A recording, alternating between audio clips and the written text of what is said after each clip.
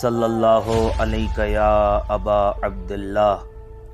دشت نینوا میں کچھ معصوموں، مظلوموں اور بے گناہوں نے انسانیت کو بچانے کی خاطر شہادت کا نذرانہ پیش کیا۔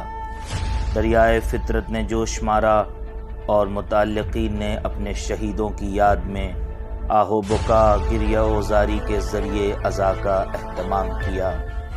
مظلوموں کے ان بہتے ہوئے آنسوؤں میں نہ جانے کیا اثر تھا کہ ظالموں اور دشمنوں نے صدائے گریہ کو روکنے کے لیے کبھی نیزوں کا سہارا لیا تو کبھی تماچوں کو ذریعہ بنایا۔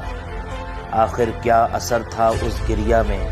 کیا کیفیت تھی اس عزا کی؟ کیوں یزیدی ان آنسوؤں سے لرز رہے تھے؟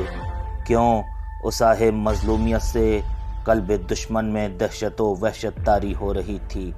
تاریخ انسانیت پر غور و فکر کیا جائے تو ان سوالوں کا جواب واضح اور روشن ہے۔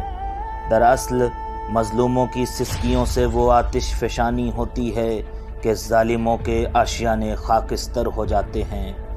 بے گناہوں کے اشکوں سے وہ سیل رواں جاری ہوتا ہے جس میں دشمنوں کے منصوبے بہہ جاتے ہیں۔ عزاداری میں وہ کشش ہوتی ہے جس سے چہرہ باطل بے نقاب ہو جاتا ہے۔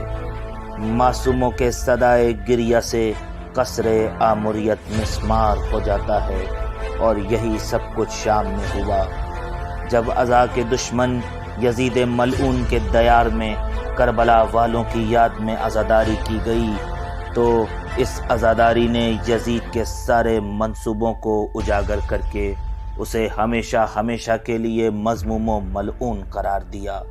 تب سے آج تک ہر زمانے میں عزاداری کو نشانہ بنایا گیا۔ عزاداری کو روکنے کی انتھک اور ناکام کوششیں کی جاتی رہیں۔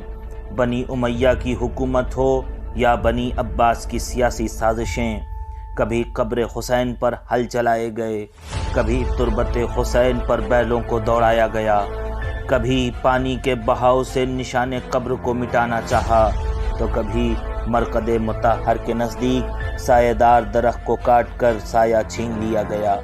ہر منزل پر مظلوم کی عزا کامیاب رہی۔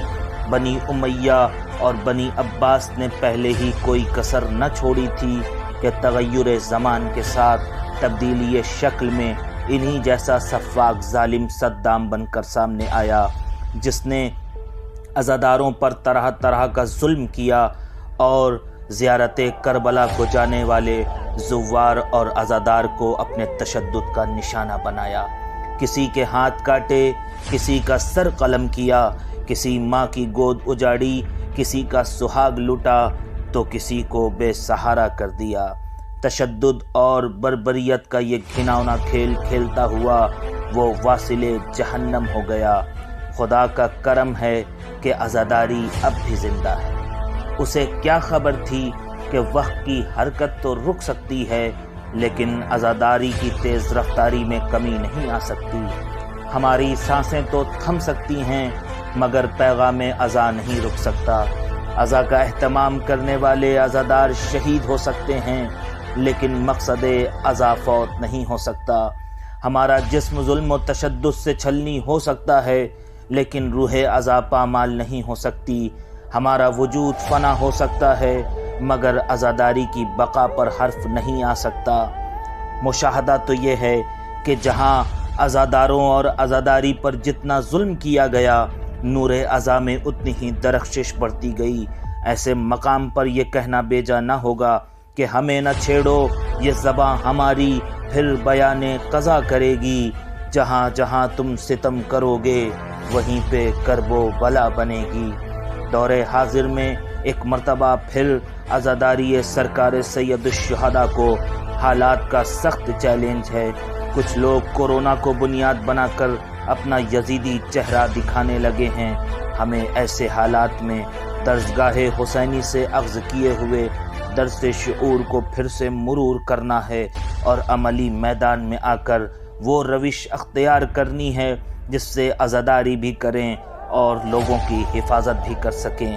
ادارہ صحت کی تاکیدات اور مراجع کرام کے ہدایات کے ساتھ اس طرح عزاداری کا اہتمام کریں کہ صدائے حسین کی دھمک سے یزیدیوں کے دل دہل جائیں اور ذکر حسین ہر مرض اور بلا و وبا کے لیے دوا بن جائے۔